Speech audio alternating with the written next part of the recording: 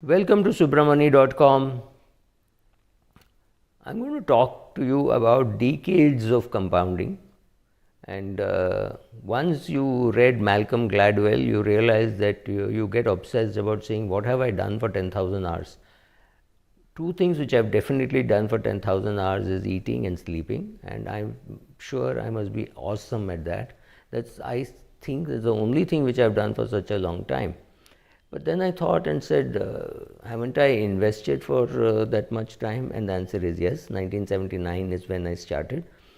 It became more a fun activity. The chartered accountancy degree and the training as a lawyer and doing costing and company secretaries helped on the way. Whether I never practiced as anything other than a chartered accountant, and that was a very short life. But yes, these things helped, and in the long run it helps the fact that you speak to many promoters and you realize their own attitude towards money, whether they'll suck money out of the company, whether they will give it back to you. All this you learn on the way. So I have, let's put it this way, 1979, which makes it about 41 year. This is the 41st year of investing. I started training people in 2002 commercially. Before that, I used to do small training sessions for our whole office, right? How to do these settlements and how to deal with the banks, etc., etc. But it was not commercial in the sense, yeah, we had a staff of 10, 12 people who had to be instructed. So, yes, some of those things. But commercially or charging a fee for training is something which I started in 2001 or 2002. And so that's 2 decades of that, and I started cycling and running. Don't look at me that way. Yes, I've been running and cycling, and it's been doing nothing for the last 2 months, and that has also been a decade. So then I realized that anything requires tremendous amount of time and commitment, in the sense that if you want to do it well, if you want to do it, it's become like second nature to me. I never feel that I'm talking about equity shares and I'm wasting time, and why am I doing at 9 a.m., why am I doing at 9 p.m., why am I doing at 5 a.m. I can do it all day long. Talking about investing is a complete pleasure. It's my ikigai, and I can really talk to 22-year-olds with same enthu as talking to a 85-year-old who's been in the markets for a few decades. So it becomes fun. Then you don't look at it as to how much time you're spending on that.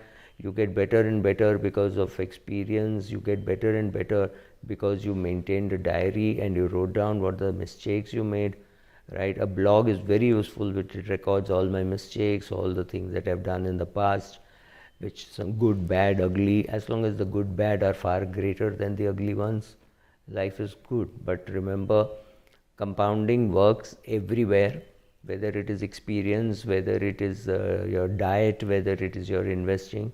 So even if you have invested in your diet, in the sense that you observe what you're eating and you're very clear about what you're eating, and you know that what it is, this food is going to do for you, right? So exactly the same thing is what you should be doing even in your investing. You should know why you're investing, what you're investing, and give it a lot of time, give it compounding effect. Once you do all that, you create good wealth, you did create good health, and that's what you set out to do, right? Thank you. I should be calling this Decades of Compounding Part 2. I said, I've got 40 years of investing experience. So let me just quickly summarize the learnings from it. One, you don't need academic brilliance. You need basic intelligence. You don't need to be brilliant. Yes, if you're brilliant and you understand better, but I've known India's top 2 investors, I will not name them. Let's say both are chartered accountant. One is a rank holder and one is a guy who passed after 3 attempts. So does it take away from the fact that a person who's taken 3 attempts is not as brilliant as the other guy? Actually, it makes no difference. Both have their own styles, both have made a lot of money, and I'm not getting into what their names are. So, right, so academic brilliance helps, but academic brilliance not being there should not stop you from creating wealth for yourself in the long run. Meeting smart and brilliant people is always useful. Absolutely, their ability to understand, and that way I should thank my clients. So, because I've been to the Supreme Court and the High Courts of various parts of the country. I've been to Indore, I've been to Chennai, I've been to Mumbai, of course, been to Delhi, all these high courts. You meet some of the sharpest legal brains, and they're really brilliant, right? If I have to point out one person whom I met who was brilliant, it would be unfair to name one, so let me name two. Ram Jethmalani and Justice J.C. Shah. If you're old enough to remember the Shah Commission, which went into seeing what Indira Gandhi's excesses were, right? That J.C. Shah. These are two guys, both from the legal field, absolutely brilliant. You just had to tell the P of your problem, and the solution would be there with you. I mean, I met many lawyers, right? Many practicing lawyers, including many who are alive today. I met K.K. Venugopal, I met Fali Nariman. It's not to say that these guys are not brilliant, but if I have to give you one name which stands out, it had to be Ram Jethmalani and maybe J.C. Shah, but Ram Jethmalani even above that, right? You don't have to be something special to make money in the market. You don't need godfathers, right?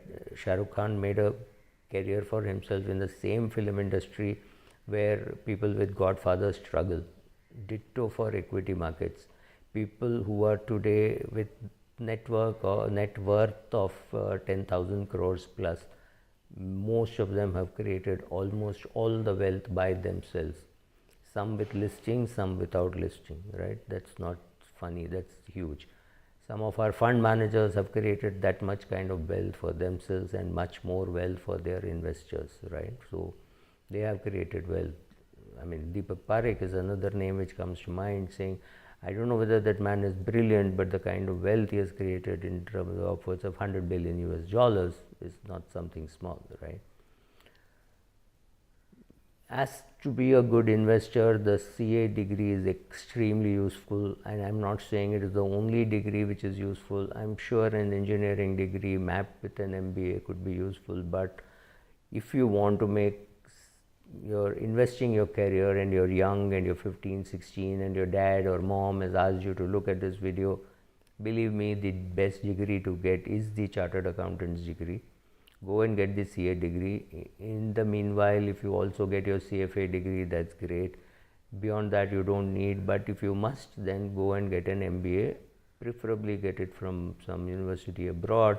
If you can't get into the top ones in India, don't do an also ran MBA after doing your CA.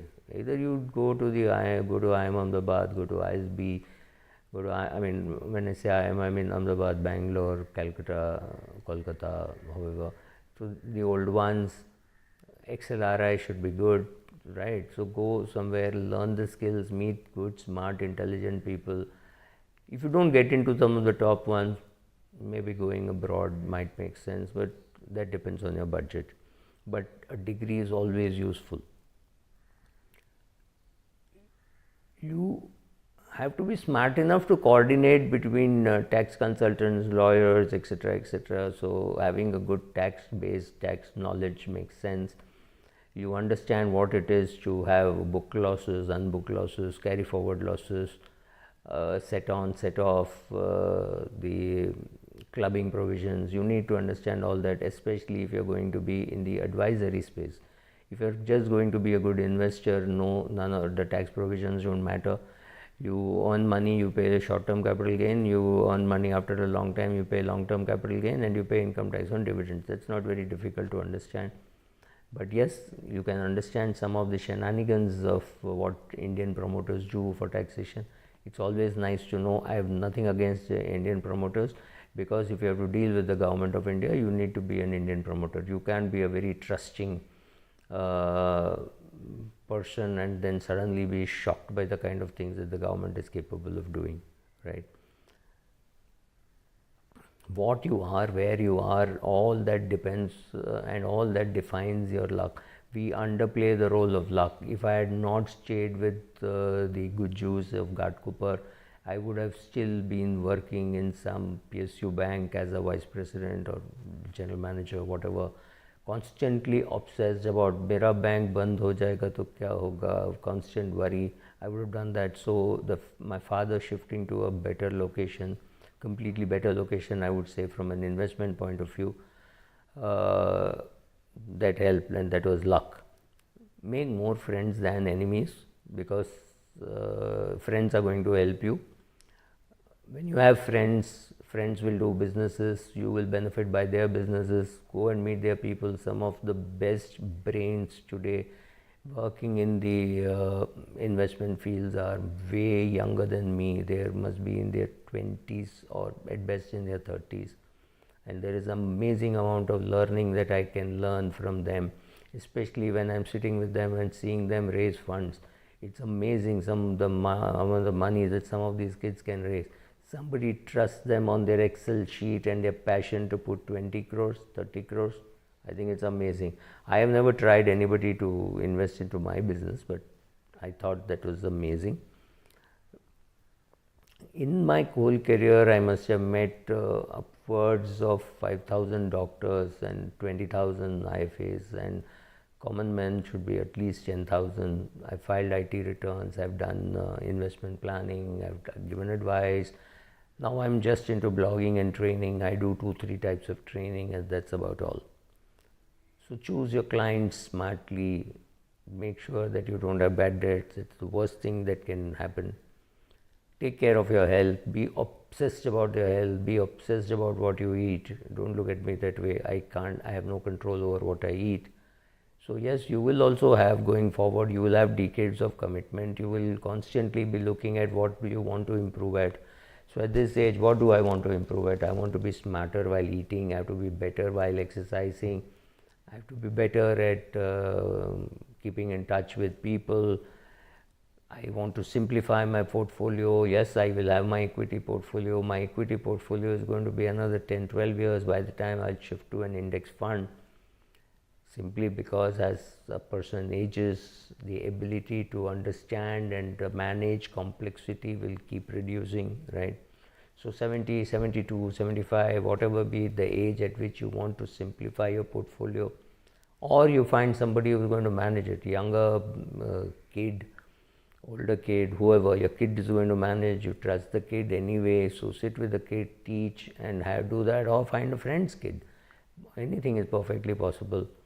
So do all those things, have your decades of commitment. I can talk about this today after 4 decades in the investment field.